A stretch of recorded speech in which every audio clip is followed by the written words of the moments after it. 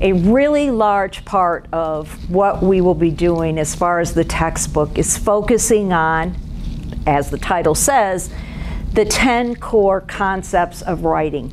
And these core concepts then become something that you want to think about every time you're doing a piece of writing. And so I'd like to briefly talk about each of those.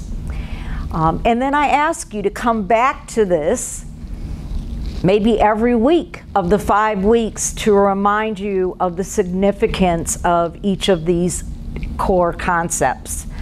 Number one, writing is a process of discovery and learning. Every time you do a writing assignment, you need to get something out of it. If we always write about what we know, we are not learning.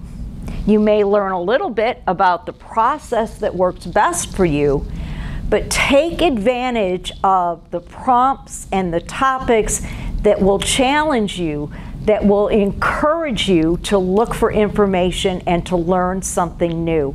So every time you do a writing assignment, every time you develop a rough draft or do pre-writing, let it be a learning experience. Get something from it. That's the benefit that can come from writing. The second core concept, good writing fits the context. And context, of course, is the situation in which we're writing. And you need to think about the context. If we're writing a personal letter to a family member, our writing will be very different than if we were writing a letter to a college or university that we want to attend and we're looking for admissions. So the context of the situation will indicate how we need to develop our writing. So you always need to think about the context, the situation. You will do impromptu writings, and many of them will be timed with 75 minutes for you to finish that. The context is you have a limited amount of time to do the writing, and so it changes the way, number one, I will look at it, but the way you will develop your essay, those multiple paragraphs. When you have a large essay to develop and you have a week or two to develop, the context in which you're writing becomes very, very different. Number three, the medium is part of the message. The medium, of course, is the way something is delivered. If an advertisement, for example, is on a billboard, that is going to be a different message than one you would see on a streaming show or on a website. So the context is very, very different. And the same thing is something you want to think about whenever you're writing. What is the medium that you're using to communicate? Are you doing the oral presentation? That's going to be a different way of communicating than the actual writing. A writer, number four, must have something to say. You've all been in a situation, most likely, where you sat there with a topic and thought, I have nothing to say. It's frustrating. You're wasting a lot of time with that.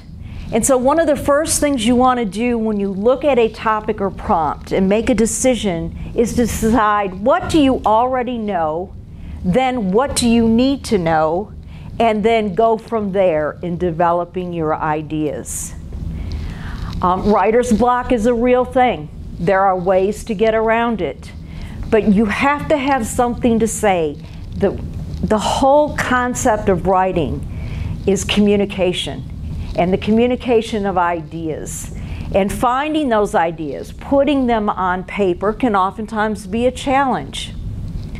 But you will have something to say if you first discover what it is you know and what it is you need to know, and then what does your audience need to know. And from the answers to those questions will come the ideas you need to put in that essay.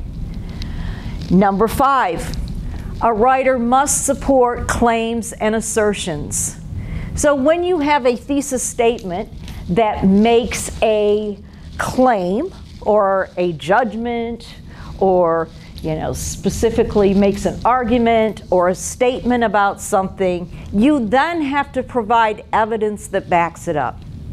So for every claim or thesis, you then have to use the body to prove to your audience that what you're talking about matters, is important, is significant, is true, is relevant. And so claims and assertions become very, very important. Stepping back and asking yourself, why do I believe this? Or why is this true? And then looking for the answers to the why will help in the development of that essay. Number 6, purpose will determine form, style, and organization. And when we talk about purpose, it's the reason why we write. And the reason is never just to get a grade, all right? The most common purposes to argue or to persuade, to explain, to inform, to entertain, to call to action, to discuss. Each of those most common purposes will indicate a different way that you will need to develop an essay. For example, if you're asked to explain, when you are done, the audience should thoroughly understand that topic that you're explaining. It is more objective. You're covering the who, what, when, where, how, and the why about the topic, as opposed to a discussion, or when your purpose is to discuss, you are going to be taking a topic and presenting multiple positions. It mimics what happens with the discussion in a course when multiple voices are being heard. And so purpose is going to determine length, form, organizational structure, and all of those pieces will become part of what you're doing. I will talk specifically about organizational patterns as they relate to different types of essays that we write. And so it becomes important that you pay attention to that when they come up. Number 7, writing is a social activity. Think about the fact that communication would never have developed throughout history if there hadn't been someone else. Think about a baby learning to talk. People learn to communicate by hearing others communicate. People learn to write as part of an educational experience, or somebody sitting with them and showing them the things that are there. It's a social activity. Every time we write, there is an audience. Sometimes it's a public audience, sometimes it's a personal audience. So even if you're journaling and you're writing for yourself, it's still something that could be there for other eyes to see. But when you're in a composition course, you are writing for a community. It's public writing. Your audience is always going to be someone outside of yourself.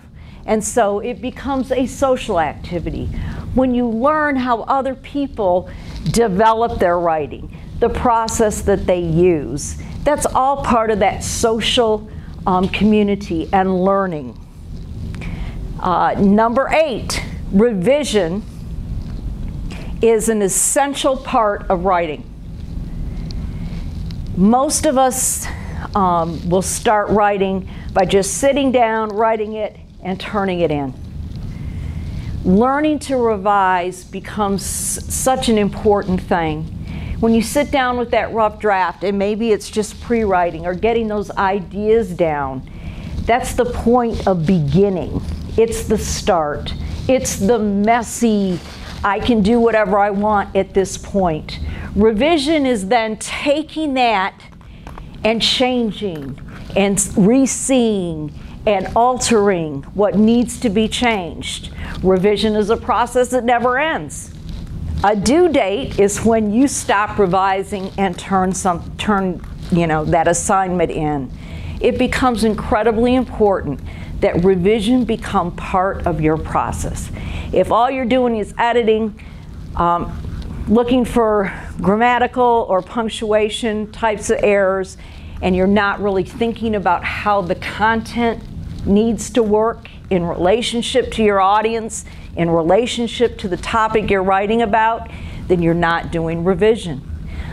So revision as that core concept becomes incredibly, incredibly important. Number 9, there is always a voice in writing, even when there isn't an I. When we talk about writer's voice, it's a combination of syntax, vocabulary choice, the topics, it's the tone. Voice is kind of the personality that comes through, and each of you have an individual voice. Many of you have heard of ChatGPT. Some of you have maybe even gone there for parts, or you have the temptation to do that. What ChatGPT is not is human. It does not have a voice. So you cannot gain good writing skills from using that. And it becomes perfectly clear that the voice isn't there. Good writing, any writing that comes from an individual always has a voice. And many of you will have distinct voices. For those of you that are avid readers and you read maybe the same author, have read many things by the same author, it may be a point where you can pick something out without even seeing that author's name and know that that author wrote, that a particular author wrote what you're reading. The voice is that strong. There are things, there are consistencies that occur, and each of you have that. And then finally, good writing means more than good grammar. I have had essays come in that syntactically, grammatically were perfect, but they said nothing. The content wasn't there. So don't get hung up often on the perfect sentence. It's important to craft our sentences so they fit in American Edit English, but content is the key. The ideas are so important. So somebody can have a grammatically perfect paper but not get an A because the ideas aren't there. The content isn't there. The development and acknowledgement of audience, the way passing on of a message isn't there. So that 10th core concept, good writing means more than good grammar. These concepts need to guide you through the semester. Keep them in mind every time you write. Go back to them. And as you read each chapter that's assigned in this text, it's going to take you through these steps, and you want to think about them as they relate to the 10 core concepts. Thank you.